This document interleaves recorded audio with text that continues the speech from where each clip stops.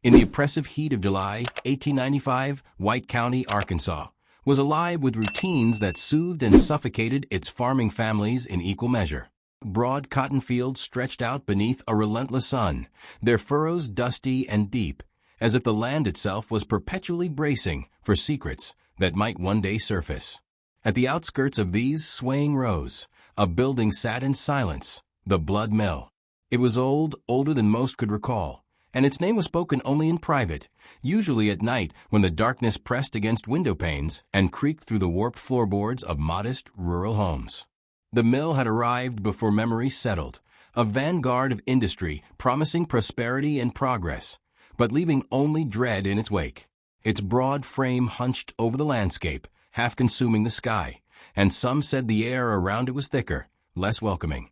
Children hurried past its derelict foundation on their way to school, clutching each other's hands and refusing to make eye contact with its broken doors. Adults, too pragmatic to admit their own unease, told tales of spectral groans and unexplained lights only when the wind howled too fiercely for comfort. Every generation in White County grew up knowing, instinctively, there were places best left undisturbed. The Blood Mill was the heart of that understanding.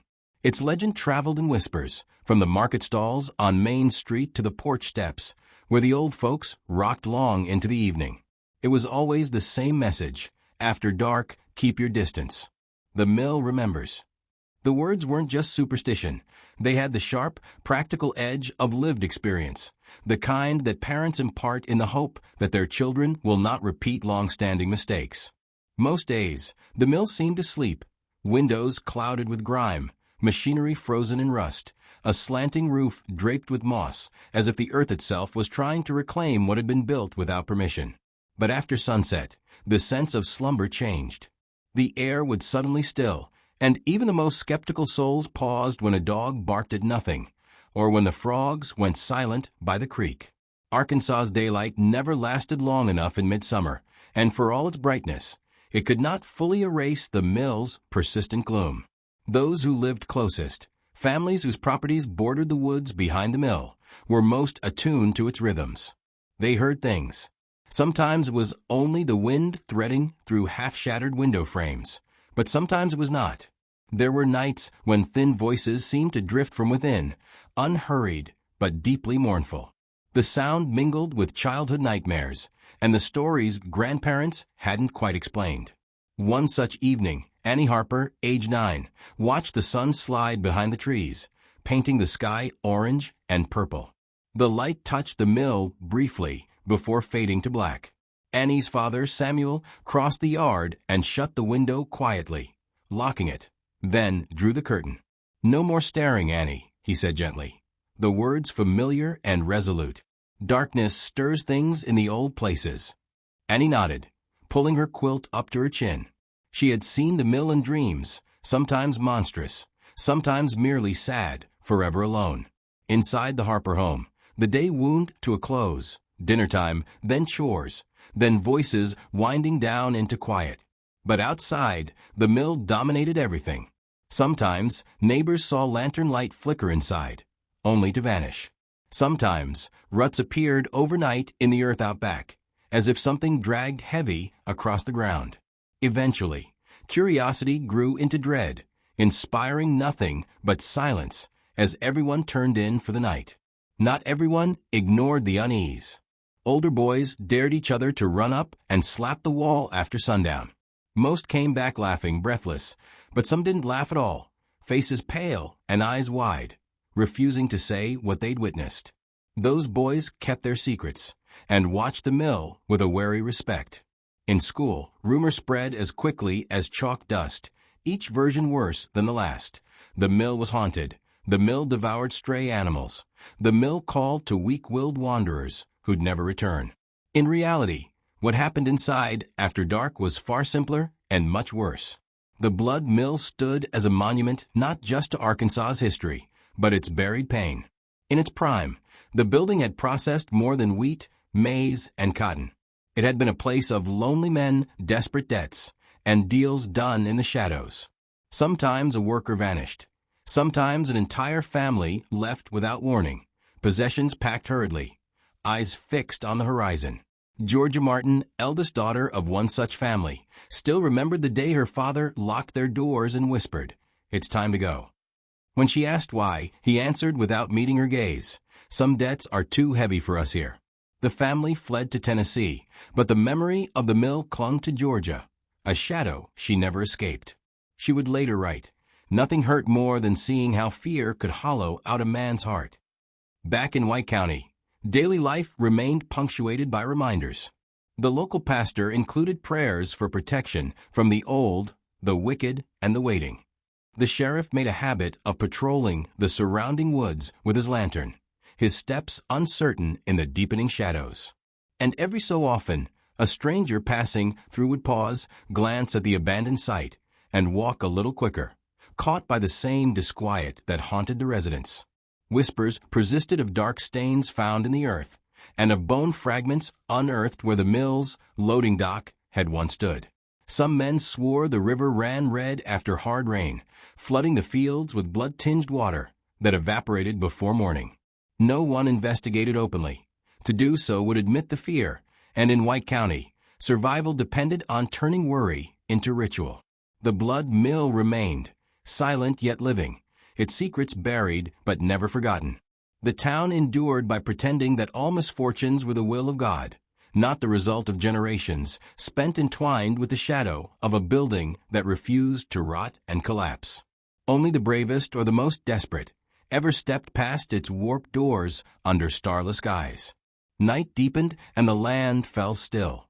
The mill watched as always, unblinking, unyielding, awaiting those unlucky enough or foolish enough to seek answers within.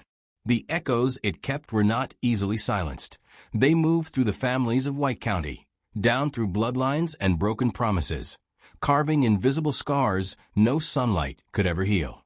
As dawn neared, the world seemed poised on a threshold, caught between the comfort of routine and the ancient terrors hiding inside those shadowed walls. The mill's story was only beginning, but already its power shaped every decision, every dream, every fear that traveled the Arkansas wind. And so, as dawn painted the horizon, a new day began in White County, but the secret war between routine and terror lingered. The blood mill held its silence, and all who lived within sight of its broken frame knew the rules. After dark, keep your distance. The building remembers. Morning in White County offered only temporary comfort. As sunlight crept across fields rimmed by wild columbines and tall pines, most families set aside their fears, if only for a few hours. Yet in every gesture lingered a nervous tension. A mother hesitating before letting her son fetch water from the creek that edged the mill's shadow. A farmer's glance lingering over his shoulder when chopping would before dawn. No one admitted aloud that the ghost of the past night's unease trailed their every step, but it was there, silent and patient, waiting. The town of Bradford, not far from the blood mill, stood as the heart of White County's daily life. Its single main street, lined with clapboard shops and a church with a whitewashed steeple, bustled with purposeful movement as the townsfolk tried to mark their world with normalcy.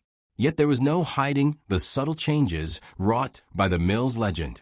Children played in groups, never straying too far from the sight lines of parents. The doors of the sheriff's office creaked open more often than in neighboring towns, stray dogs, missing poultry, and rumors of strangers skulking near the old stone bridge always seemed to wind back to that looming edifice beyond the trees. At the general store, where barrels of flour and salt stood in neat ranks along the walls, stories traveled as swiftly as the wind. Mr. Haggerty, the storekeeper with hands calloused from years of lifting crates, tried to direct conversations to crops or rain, but it was futile. Heard Sam Carter's youngest came home white as a sheet last night, someone would say. Says he saw a lantern moving inside the mill, the light just bobbing there, no hand steadying it. The others listened, then glanced away, measuring how close their own homes were to the mill. One voice, however, always broke through the muttering hush at such tales. Harriet Bell, widow of a sawmill worker, had little patience for half-truths. Sitting near the counter, mending shirts for her 3 boys, she would say, "You see shadows when you go looking for them. Maybe what folks need is more courage and less talk." Her eyes, sharp and gray, missed very little. Yet even she secured her shutters twice every night and muttered a prayer before bed. That morning, Pastor Wilkes strolled into the store, the Bible under his arm marked with scraps of parchment. He greeted Mr. Haggerty, then paused near the flour sacks. "The Lord sees our hearts, but the devil finds work in our fears," he said, his voice carrying further than he intended. "We must trust one another." But the pastor's words could not erase what lived in memory. Tucked away in kitchens and parlors, some families kept diaries, a habit from ancestors who'd crossed the Appalachians decades before. These journals, brittle with age, recorded the same refrain across generations. Odd sounds, livestock gone before morning, the coldness that sometimes crept up from the mill's foundation in the dead of winter. One account, written with a trembling hand in 1878, read, "Heard voices tonight. No one outside. Mill groaned and rocked as if alive. Children will not sleep. Abigail asks for her mama. I fear the sins of this place outlive their makers."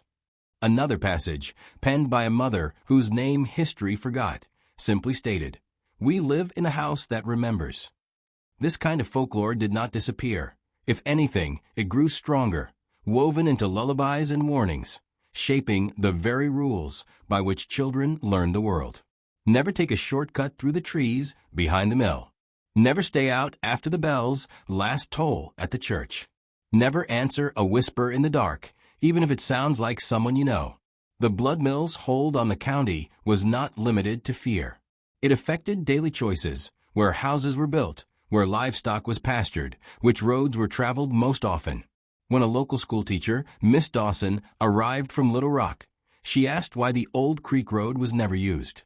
The answer came not from a school board, but from her students, who drew ominous shapes in the dirt and spoke of nights when the wind carried voices never meant for human ears. In one lesson, Thomas Bell, a quiet boy with hair the color of wheat, asked, "Miss Dawson, why do some souls never rest?" The question hung in the air, its weight heavier than textbooks and spelling lists. Miss Dawson felt the hush in the room and answered softly, "Sometimes the land keeps secrets. Sometimes people do, too." She did not press further, sensing the deep roots of the town's silence. Even celebrations felt the mill's pall. The summer picnic on the 4th of July, meant to mark hope and plenty, always ended before twilight. Baskets were packed, songs faded. Children gathered like ducklings as parents ushered them away before the lowering sun could touch the horizon behind the mill. Fireflies danced in the twilight, but there were no fireworks. Not here, not so close to the ever-watchful shadow on the edge of town. This atmosphere of caution shaped the dreams of the young and the ambitions of the old. Ethan Carter, Sam's eldest, longed to leave White County, to see the world, to learn a trade, to never again glance over his shoulder at dusk. "One day, I'll ride the train all the way to St. Louis," he told his mother. She only looked away, already grieving a future she could not guarantee. In the tavern by the crossroads, men spoke of leaving, but few ever did. Roots ran deep in Arkansas soil, debts and obligations even deeper. As the evening brought another wave of humid air, the talk turned, inevitably, back to the mill. Why hadn't it been torn down? Why did the sheriff refuse to enter the place even during daylight? Someone mentioned the war, that the land beneath the mill was marked by old blood, Confederate dead, or maybe something older. Another dismissed it. Fear's as good as chains when it comes to keeping people in their place. Yet curiosity, once planted, is as stubborn as dandelions. That evening, while the town settled into uneasy rest, a trio of boys made a pact. They would approach the mill after dark, just close enough to prove their bravery. It was impossible to ignore the dare, the siren call of something forbidden and mysterious. They met at the edge of the cotton field, eyes glittering with fear and promise. Reed, the ringleader, held a borrowed lantern. His hands trembled only when no one was watching. They set off, steps muffled by the soft loam, hearts pounding in their throats. The path curved beneath hanging limbs, the woods growing quieter with each pace. No bird sang. The only sound was the thump of boots against earth and the faint rattle of the lantern's glass. Near the mill, the air cooled in a way that was unnatural, dense, almost hard to breathe. From the road, the mill looked more enormous than ever. Its black maw of an entrance gaped open, daring them to come closer. Reed stepped forward, lantern aloft, his voice barely a whisper. See? Nothing but an old building. Yet his certainty wavered when the trees behind them rustled, like something passing unseen from one shadow to the next. The boys froze, pressed shoulder to shoulder. Something watched, or so it seemed, waiting patiently just beyond the lantern's narrow beam. Reed's heart beat faster. A floorboard cracked inside, a small sound, but enough to send all three sprinting back toward the lights of home, shame and excitement warring on their faces. Later, none would admit what they'd seen, or if they'd seen anything at all. But from that night forward, they understood what the grown-ups meant when they spoke of boundaries. Some were built not of fences, but of fear passed down like an heirloom. As midnight settled over White County and the mill sank once more into silence, only the wind moved. Night had claimed the fields and homes, and the boundaries set by the past kept holding strong, for now. But change was coming, even if no one yet realized it. The dare had awakened something, not in the mill, but in those who lived in its shadow. Possibility and terror, always just beneath the surface, were beginning to stir. By dawn, the bravado of the previous night had faded into something the boys wore like a hidden bruise. Reed, Thomas, and Jacob avoided each other's gaze at church that Sunday morning. The assembled congregation pressed close on the pews, the scent of soap and baking bread mixing beneath the high, echoing ceiling. Anxious mothers exchanged looks as they noticed the boys' pale faces and restless movements. Fathers kept their hands on sons' shoulders a little longer than usual, silently reinforcing boundaries that words alone never quite secured. Pastor Wilkes adjusted his collar and preached on temptation. How desire has a way of leading the unguarded toward the edge of the unknown. His voice, usually soothing, sounded urgent under the flickering gas lamps. We must recognize the call of sin, he warned, and the comfort of the path already trod. The congregation nodded, eyes glancing toward the windows as if in search of reassurance from the familiar sunlit fields. But everyone knew the message reached deeper than mere Sunday caution. In White County, sermons always danced around the real source of fear. After the service, families lingered on the church lawn. Reed's mother, Sarah, bent to whisper, "Were you near the mill last night?" Her hand squeezed his arm just a little too tightly, her own voice trembling. Reed looked away, guilt swirling with confusion. He wanted desperately to tell her everything, how the darkness had pressed in so close, how a sense of unseen eyes had frozen him on the spot, how some part of him still burned with a need to know what lay hidden in those rotting halls. But he only shrugged, promising quietly, "I was with Thomas and Jacob." The lie lingered between them, unspoken, like a prayer lost to empty rafters. Back at home, Reed tried to focus on chores, the daily litany of wood to stack and animals to tend. But each creak of the barn, each sweep of the wind through the leaves, seemed to echo what he'd heard the night before by the mill. The groan of ancient timbers, an uneven rhythm of something shuffling where no one should walk. Alone in the smokehouse, he pressed his forehead against rough boards and breathed in the smell of salt and dried meat, holding tight to a world that felt normal and solid. Still, his mind wandered back and back, as if some tether kept him anchored to that forbidden place.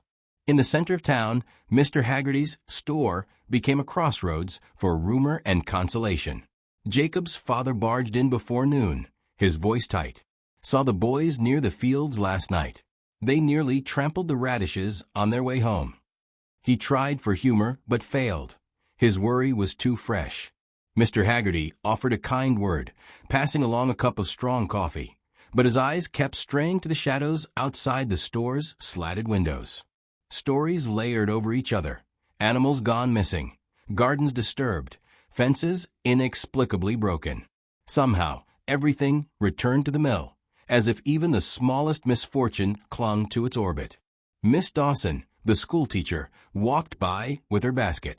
She saw the cluster of worried parents and called out softly, "Let them be children." Her voice was gentle, but the words had little comfort. In a place where the past was never safely buried, even childhood innocence absorbed a charge of dread. That afternoon, Thomas Bell retreated to his family's barn, finding refuge among bales of straw and tools hung with care. He took out the pocket journal his father had given him, a place to record figures and stories. Only now, it became a way to mark what couldn't be spoken.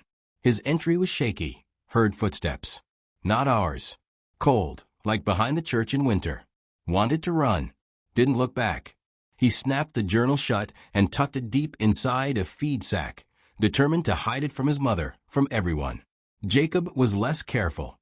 He complained of nightmares at dinner, eyes glassy and far away.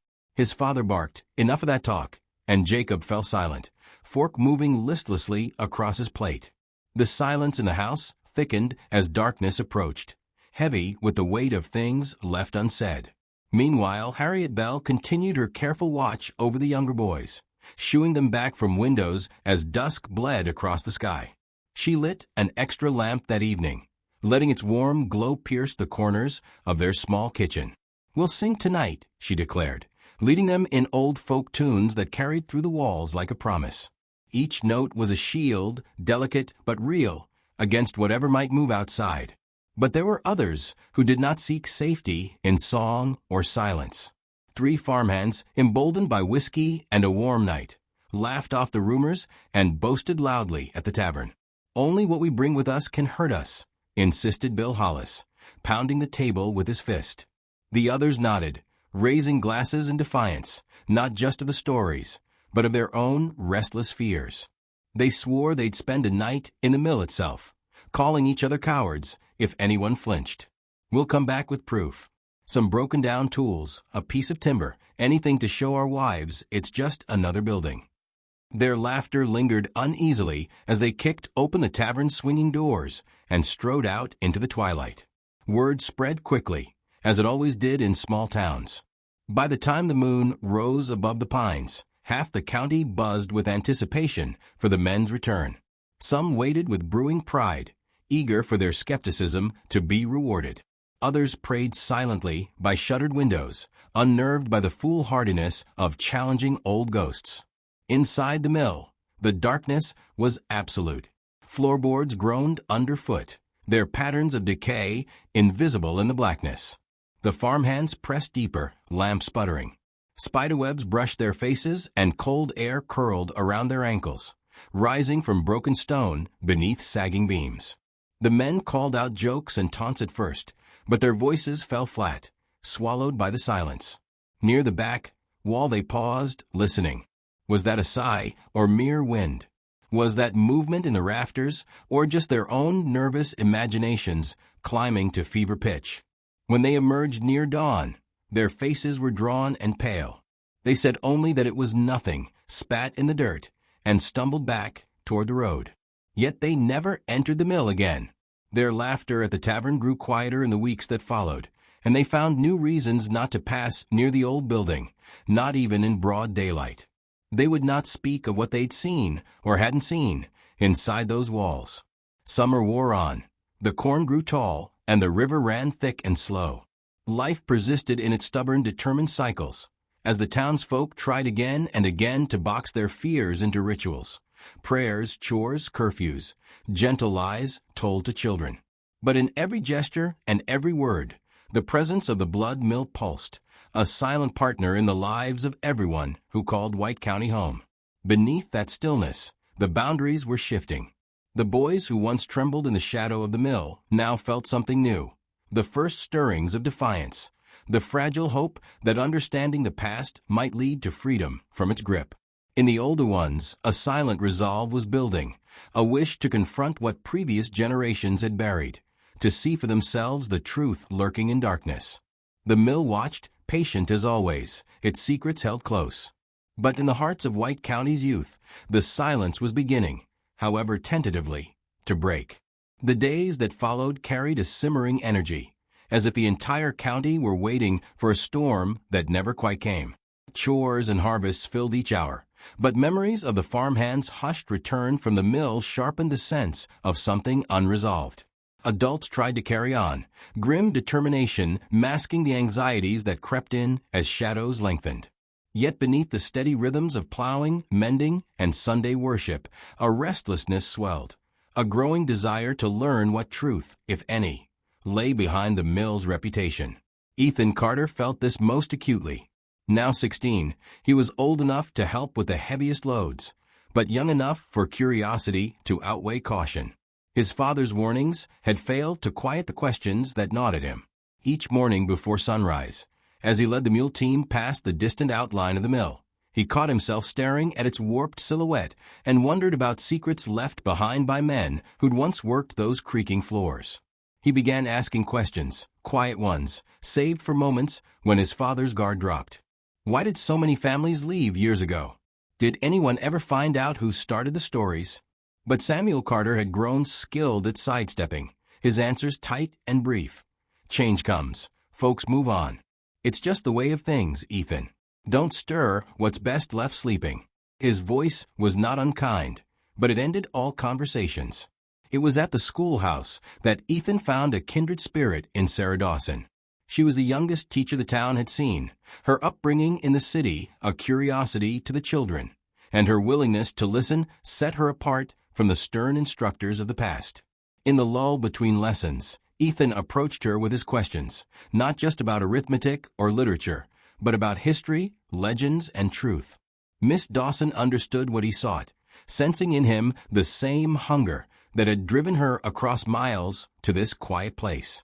She'd felt the undercurrents the moment she'd arrived, the glances, the hush, the careful avoidance of certain names and stories. One hot afternoon, as dust and cicadas filled the air, she pulled a battered volume from the shelf and placed it before Ethan. This town's history isn't all in books, but sometimes reading between the lines helps, she offered. Ask old Mrs. Langley about the mill. She's seen more seasons than most, she remembers. Mrs. Langley's cottage, perched near the woods, its garden wild with sunflowers and mint. She welcomed Ethan with sharp wit and keen eyes, her hands perpetually busy with embroidery. At first, she brushed aside his questions about the mill. Why waste breath on the past, boy? There's living to be done. But something about his persistence softened her. On his third visit, she relented and spoke, her voice a careful mix of warning and weary resignation. They were good men, some of them. But the mill changed folks. Hard work, long hours, too many debts, too little hope. Fights broke out, sometimes worse. There was a fire once, and a young girl lost her life. That was the first real tragedy, the kind the land itself seems to remember. After that, well, people started leaving. Some said they heard her crying, late at night. Others said it was the wind. But the pain stuck like burrs on a hound. Ethan listened, troubled but emboldened. Do you think what happened there is really gone? He pressed. Mrs. Langley shook her head, silver hair shining in the sun. Pain like that settles in deep, Ethan. It takes its time moving on. The land remembers. So do we. She patted his hand, her eyes misting. Don't let curiosity carry you away, boy. The living have enough burdens. Ethan thanked her, but the old warnings did little to soothe the new questions her stories provoked.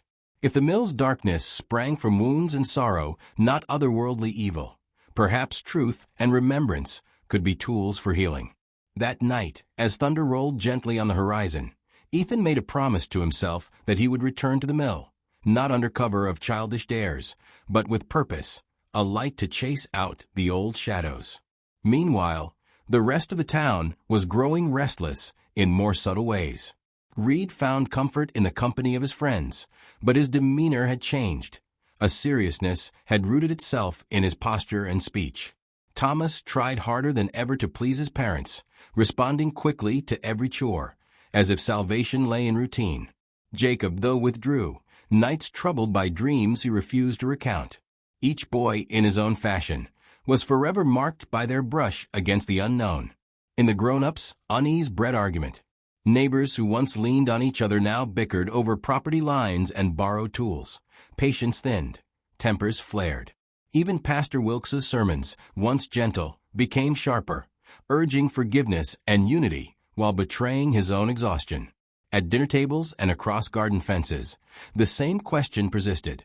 Had the mill's curse changed, or had the town brought it upon itself by refusing to confront old wounds? As the week edged towards Saturday, market day, the closest thing to celebration White County ever saw, rumors brewed like summer thunder. Some claimed to have glimpsed figures wandering between the mill and the woods during the night. Others insisted they heard sobbing, carried across distant fields at sunset. These visions were rarely challenged. Even the skeptics had started locking their doors before dusk without quite knowing why. It was during one of these afternoons, with the sun spilling gold across the dusty road, that Sarah Dawson, her curiosity unchecked by local caution, walked deliberately toward the mill. She stopped just short of the porch, heart thudding in her chest. The silence there was profound, the air tinged with old smoke and moss. She studied the scorched timbers, the rusted gears visible through a gaping wall. Nothing moved, yet the sense of memory pressed against her until she shivered. When at last she turned back, she found Ethan in the lane, watching anxiously. She smiled with a mixture of defiance and fear. It stands stubborn as grief. Maybe it's time someone listened. Word of her visit spread, sparking new arguments. Was she brave or foolish? Some worried her actions would stir whatever slept in those walls. Others admired the courage to confront what so many avoided. For Ethan, it was the sign he'd been waiting for. If change was possible, it would start not with bravado, but with understanding. That night, before the town settled into silence, Ethan knocked softly at Sarah's door. "Tomorrow morning," he whispered. "First light." She nodded, her resolve twinned with his. The promise was made. The waiting was almost over. As dawn crept in from the east, two figures approached the mill together, neither running nor hiding. They brought nothing but a lantern and their resolve. White County itself seemed to hold its breath as their footsteps echoed on the porch, a sound quiet but unyielding, like hope. The silence was breaking, and the past, at long last, would be faced. Ethan and Sarah approached the blood mill, just as the first sunlight painted the Arkansas sky in streaks of pink and gold. The world was hushed, dew beating on tall blades of grass, the field silent except for a distant rooster and the muffled trill of early birds. The old porch groaned under their boots, the sound loud in the morning stillness. Neither spoke for several moments. The weight of their intention, unmasked and purposeful, filled the air between them. Ethan raised the lantern, its glow fragile against the mill's bulk. The wooden doors hung crooked, swinging slightly as the wind sighed through broken panes. Inside, dust hovered in fat motes, drifting in and out of sunlight. Gears and pulleys lay rusted, battered sacks, and bits of chain scattered across the warped boards. The place smelled of mold, oiled metal, and something older, a sweetness tinged with rot. Sarah broke the silence. "No more stories. Let's look for what's real." Her voice was soft, but steady. She led the way, stepping carefully to avoid loose planks. Ethan followed, lantern high, illuminating corners which melted away into darkness. Their footsteps echoed. They found old crates, dry cobs, tattered pieces of cloth, and ledgers with ink faded to nothing. Sarah thumbed through one book, its pages stiff. Names. Debt tallies. Lists of harvests, she read aloud. The words were mundane, but the margins revealed another truth. Scrawled notations of men who left, who owed too much, who died before the end of the season.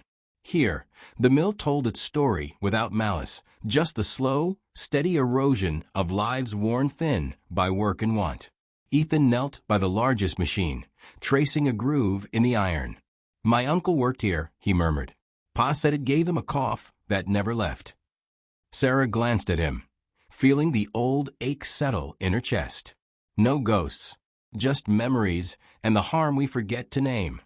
As they explored, both felt the shadows differently. The dread that once kept children away gave way to sadness, wide and deep. Near the back, they found the burnt section, blackened beams, shattered glass underfoot. It was here Mrs. Langley had said the fire took lives.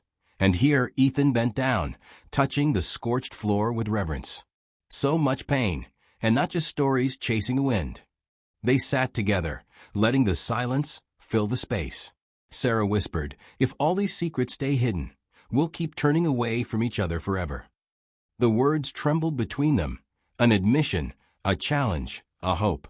Beyond the mill, the sun rose higher. Reed, Thomas, and Jacob had gathered at the edge of the field, their anxiety knitting them together. Reed, carrying his own lantern, watched Ethan and Sarah's forms through the milky glass. The other boys stood silent, torn between fear and kinship. Slowly, Ethan stepped outside and nodded, beckoning them forward. "We found nothing but truth." "Come see," Ethan said. Reed hesitated, then crossed the yard. Inside, the three followed the path Ethan and Sarah had taken, past the ledger, the bent chain, the place where blackened boards marked old grief. Thomas, wide-eyed, traced the soot with his small hands. "It feels cold, but maybe it's not haunted. Maybe it's just sad." Sarah nodded. "Places remember. That's all. If we forget to forgive old wounds, the pain stays." Word spread quickly through White County. By midday, several adults arrived, summoned not by gossip, but by their children's determination. Sam Carter, stern but humbled, entered the mill for the first time since his brother's death.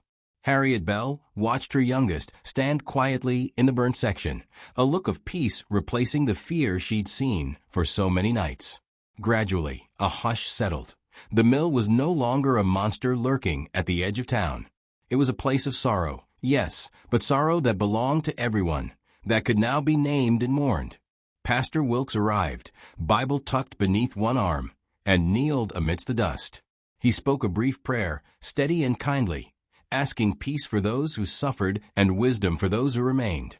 For the rest of the week, the mill became an unexpected gathering space. Neighbors brought dishes to share, stories to unburden.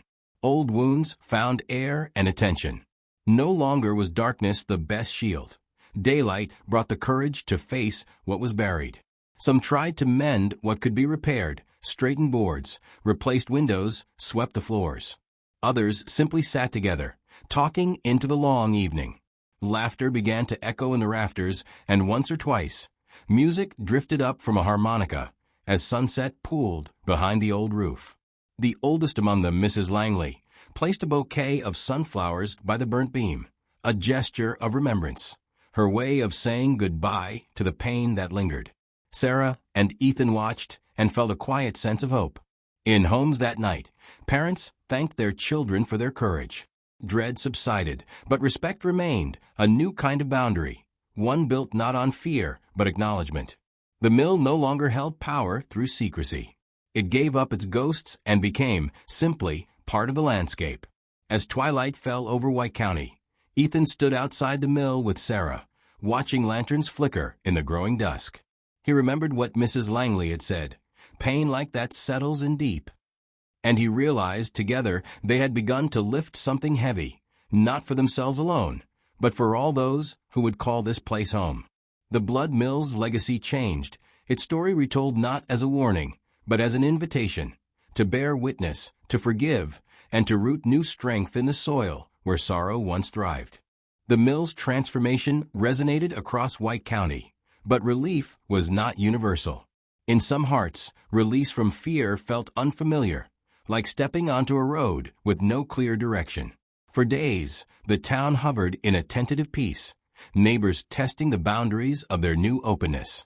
At supper tables, the talk lingered on forgiveness and unfinished grievances, the mill now a symbol for all wounds that had yet to close. But the storm that had threatened for weeks finally broke. The sky darkened in the middle of a sweltering afternoon. Breezes whipped the long grass into restless waves, and thunder rolled over the fields.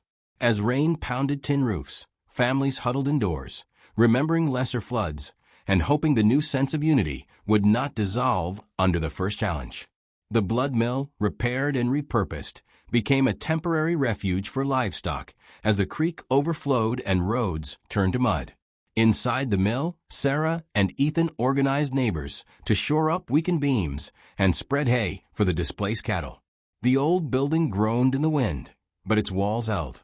Lanterns flickered on makeshift tables, casting long shadows against newly cleaned floors. Reed gathered the smaller children, whispering stories that had nothing to do with ghosts, but everything to do with hope and staying brave together. When the storm's fury peaked, Harriet Bell volunteered her bread and blankets, moving quickly through the crowded room.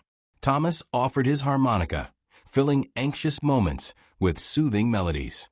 Even Pastor Wilkes stepped up, leading everyone in a prayer not of protection from evil, but of thanks for the strength to endure.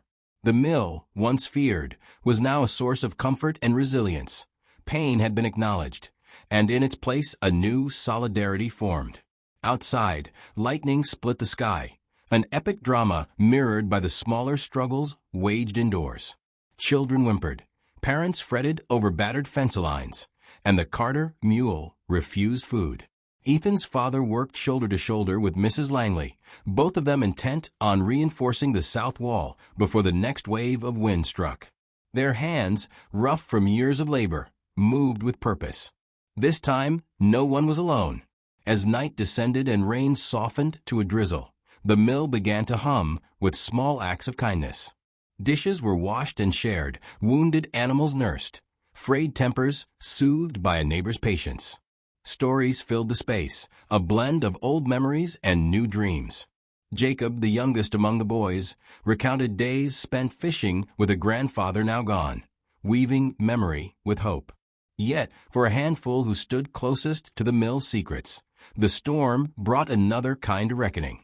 Sarah knew her time in White County was nearing its end. The city awaited, with lessons to teach and new children to guide. She watched each gesture, the way Ethan led without command, how Mrs. Langley smiled in the lamplight, the quieter resolve in Reed's eyes, and understood that stories, when owned and shared, could change more than a building. They could rebuild trust fractured by years of silence. It was Ethan, now taller and steadier, who voiced what others could not. As neighbors prepared for sleep, he spoke on the mill porch, lantern raised so all could see. "We built our fears here," he said gently, "but we found our courage too. Let's not forget. Let's remember every part, loss and hope, sorrow and strength. This place is ours now." His words were met with nods and quiet gratitude. The mill itself seemed to breathe easier, freed from the prison of old secrets. Rain tapered and stars emerged, little by little, through ragged cloud patches. The first rays of dawn revealed a town changed, not by a miracle, but by resolve. The blood mill was no longer feared, nor left to fester. It had become a home for memory and for living. People saw themselves reflected in its battered walls, not as victims, but as survivors. Forgiveness, slow and imperfect, moved through the yards and fields. The storm had tested their bond and found it stronger than expected. As White County readied for the next day, something quiet but vital had shifted. Generations would come to know the story not through warnings whispered at sundown, but spoken openly and with compassion. The mill, and all it symbolized, belonged to the living. With blue skies returning, the land around the mill shimmered with new possibility. White County's routines resumed, but subtle changes marked each day. The mill, once the axis of unspoken grief, now hosted moments of laughter and honest conversation.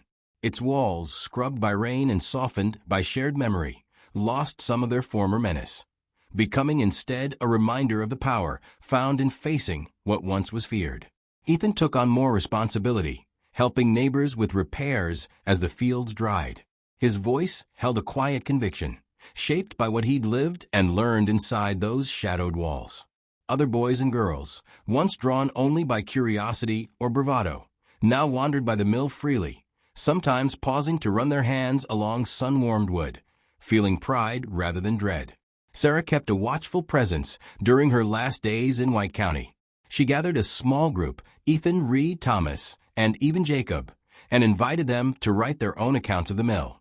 In the shade of an old persimmon tree, they put pen to paper, not to record only the pain, but to capture every piece of the journey, from fear to understanding.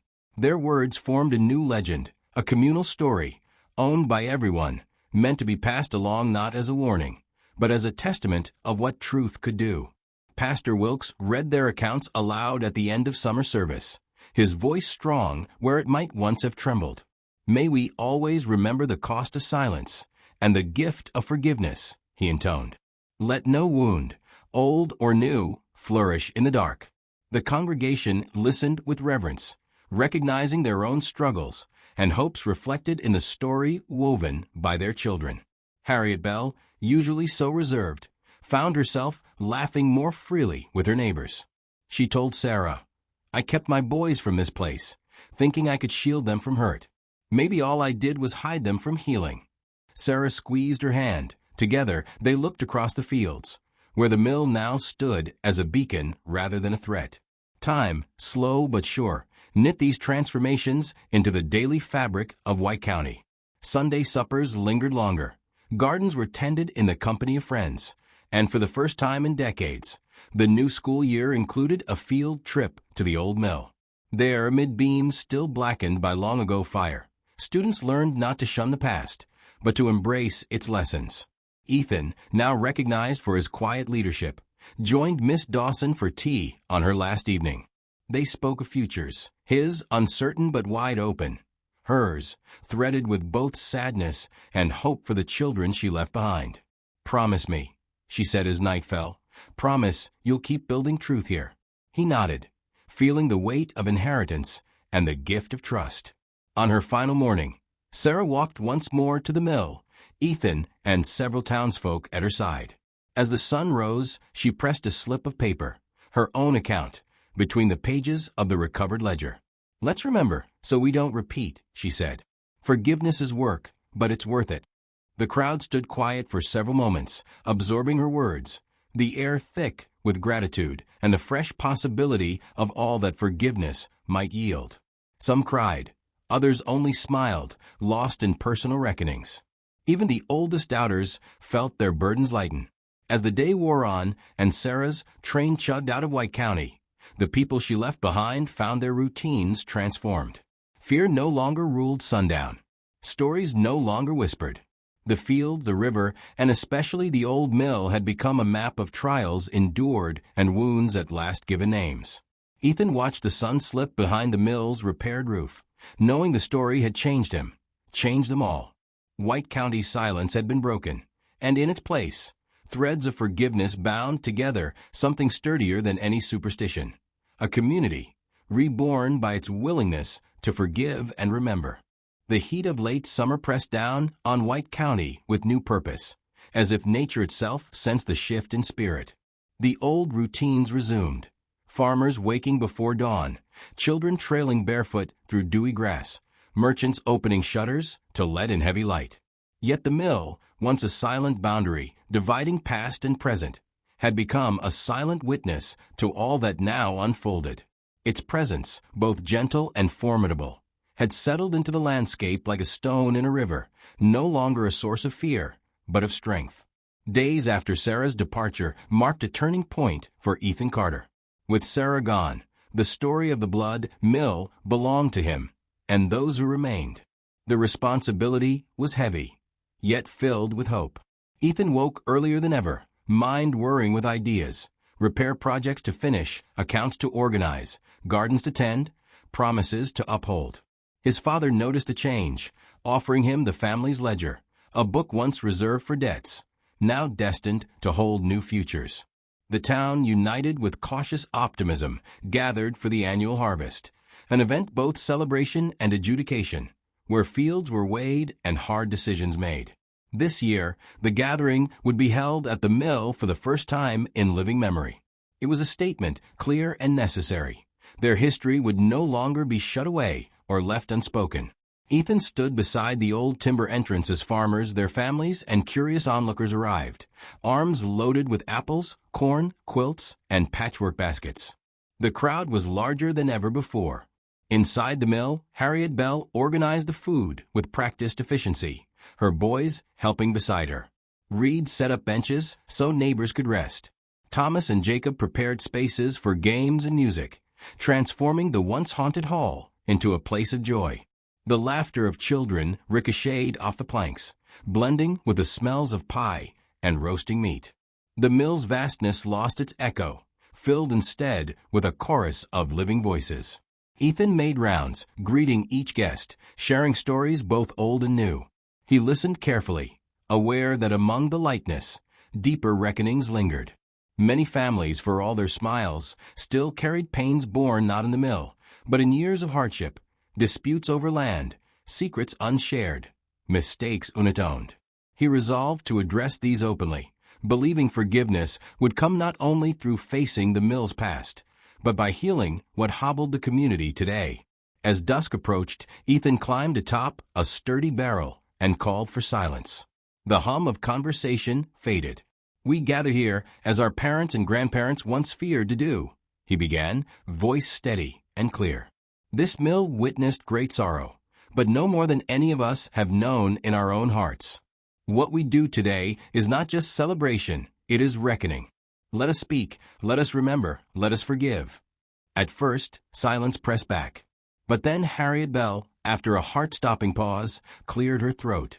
"When my husband died, I blamed many people. Some who deserve it, most who didn't. I held that weight for years. Today, I leave it here. This old building carried enough sorrow. I won't add more." Her words cut through the crowd. Tears shone on faces old and young. Others stepped forward. Mr. Haggerty, the storekeeper, confessed a long-held grudge against the neighboring farmer for a fence never mended and a debt never paid. With shaky hands, he forgave. The men embraced, laughter splintering the tension. Even Pastor Wilkes owned up to moments in which his faith had faltered, promising to walk beside neighbors whose burdens he dismissed. One by one, people released their wounds into the open air. Disputes were settled, apologies rendered, new vows spoken. Children watched with rapt attention, learning another lesson, one not of rumor or fear, but of humility. This outpouring of honesty did not come without struggle.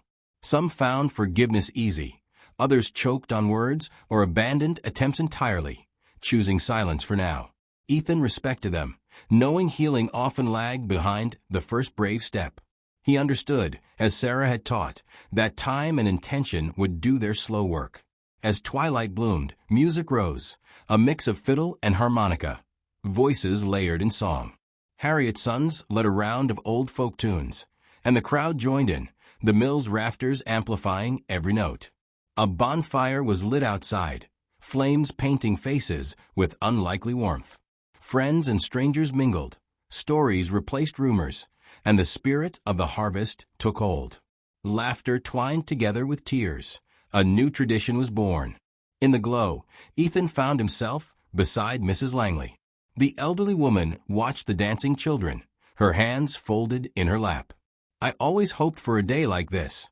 Our secrets don't have to be chains," she murmured.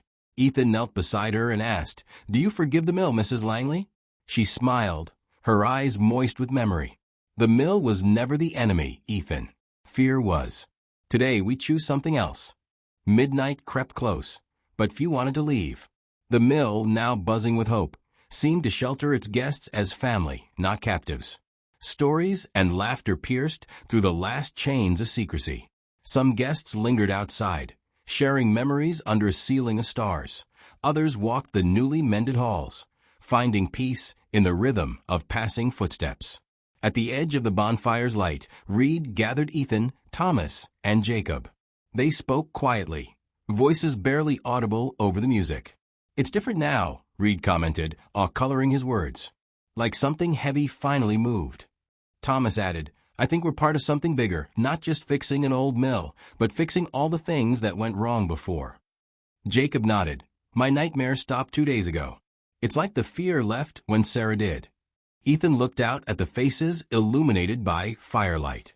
He felt the magnitude of forgiveness and the subtle threat of its absence.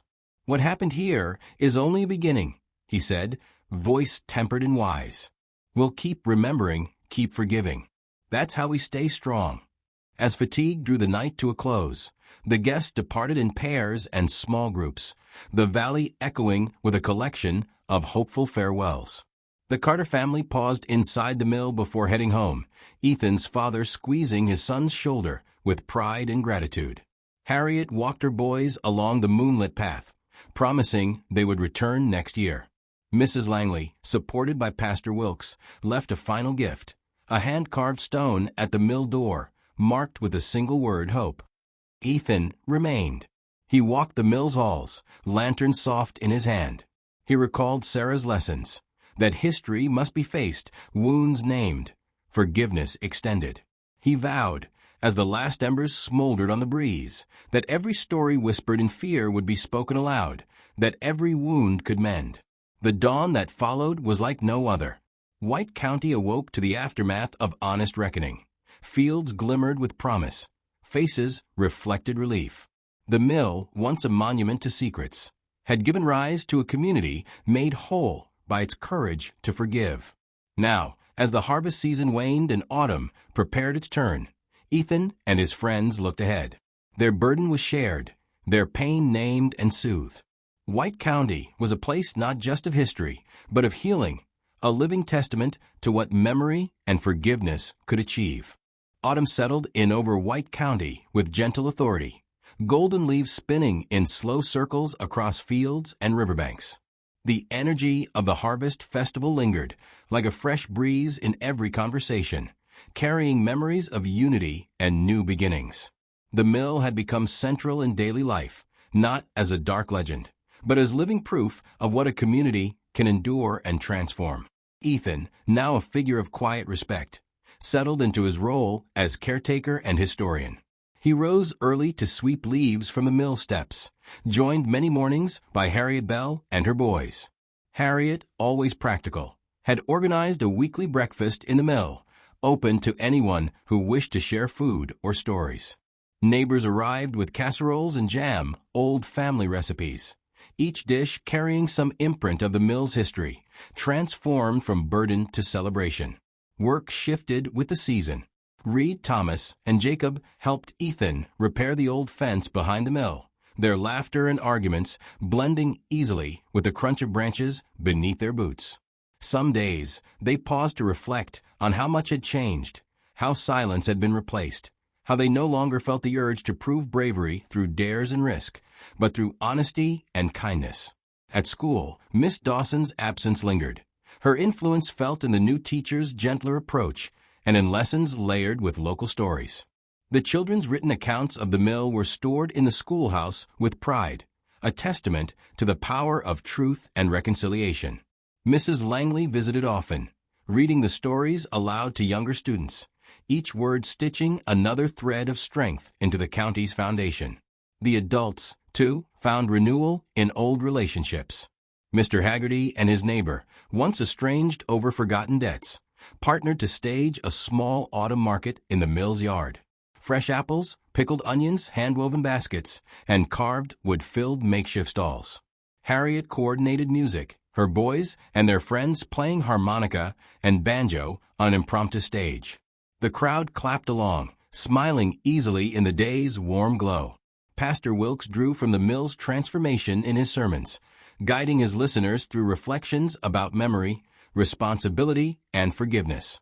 The strongest roots are grown in rocky soil, he said one bright Sunday, standing at the mill's entrance with his hat in his hands. What we nurture now will feed us and those after us.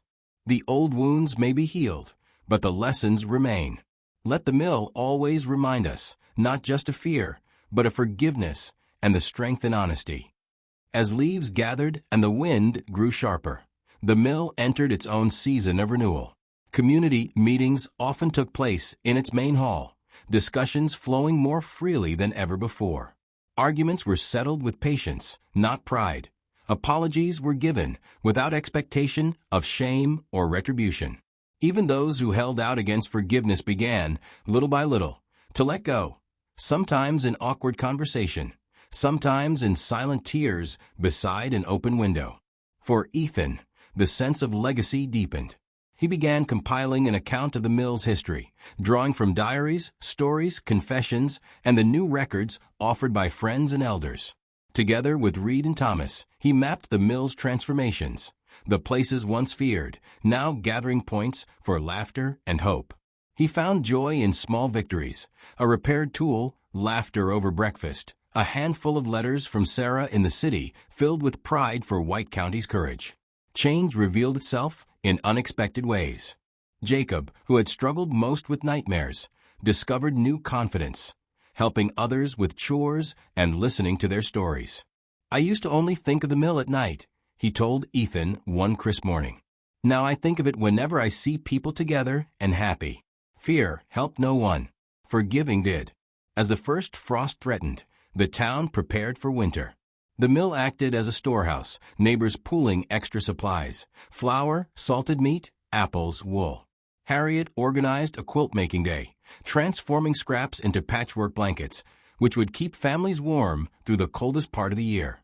Ethan watched over every step, marking names in the ledger, proud of how the mill's painful memory had become a source of practical love. Harvest's end was marked with a quiet evening celebration around the old bonfire pit. Reed, Thomas, Jacob, and Ethan sat together, watching sparks rise into the dark sky. "There's nothing left to fear," Thomas said.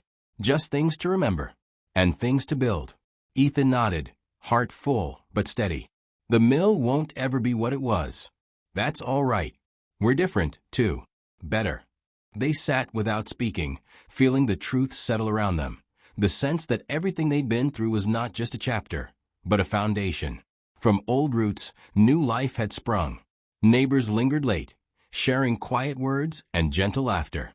Mrs. Langley pressed a new poem into Ethan's hands, words honoring grief, transformation, survival.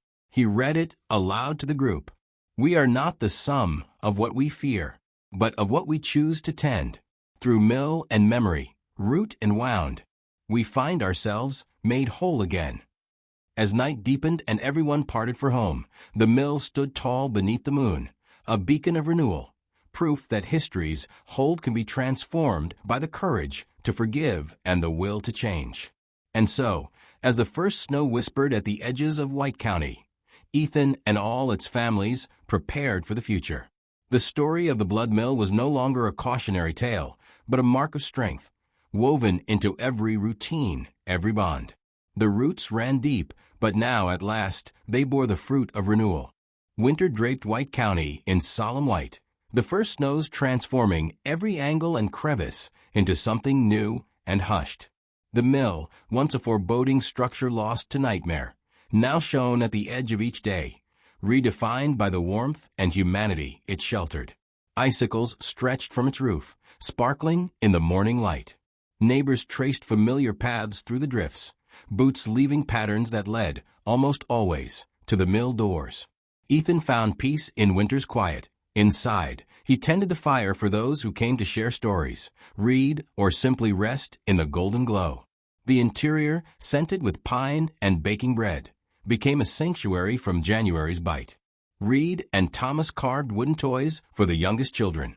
Jacob, now sure-footed and eager, took charge organizing rations and making sure no one was left behind during weekly check-ins. Seasonal hardship revealed the new strength of the community. When a blizzard stranded a nearby family, volunteers from White County carried blankets and food through waist-high snow, guiding them to the mill's safety. Each day, someone brought news, laughter, or music, weaving a tapestry of comfort stronger than fear or sorrow. Mrs. Langley, now frail but unwavering, presided over evening readings, her stories looping back not to terror, but to endurance, harvest, and the promise of spring. Letters from Sarah arrived with regularity, bringing news from the city.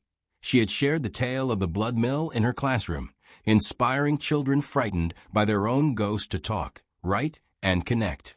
"Your courage," she wrote, "grows farther than you know." Ethan smiled at her words, reading them aloud to anyone gathered within earshot. Pride for White County, once tinged with embarrassment and denial, shone out across miles, linking city and county, child and adult, past and future. Beneath the peace, the villagers wove silent bonds. Harriet Bell found herself mentoring younger women, teaching skills handed down through generations and new ways of mending wounds, both in cloth and in spirit. Mr. Haggerty, aged but persistent, recorded the year's lessons in a new ledger. Debts forgiven, promises made, the harvest shared. Pastor Wilkes, reflecting on the seasons, used the mill story as a parable about faith, forgiveness, and letting go.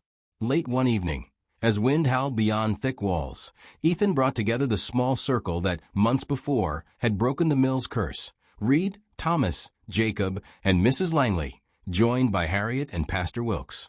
Tea steamed from battered cups, and the fire snapped. Ethan cleared his throat, looking at each face in the low light. "We did more than save a building," he said quietly. "We saved each other. There isn't a person here who doesn't carry scars. But there isn't a person here who holds them alone anymore."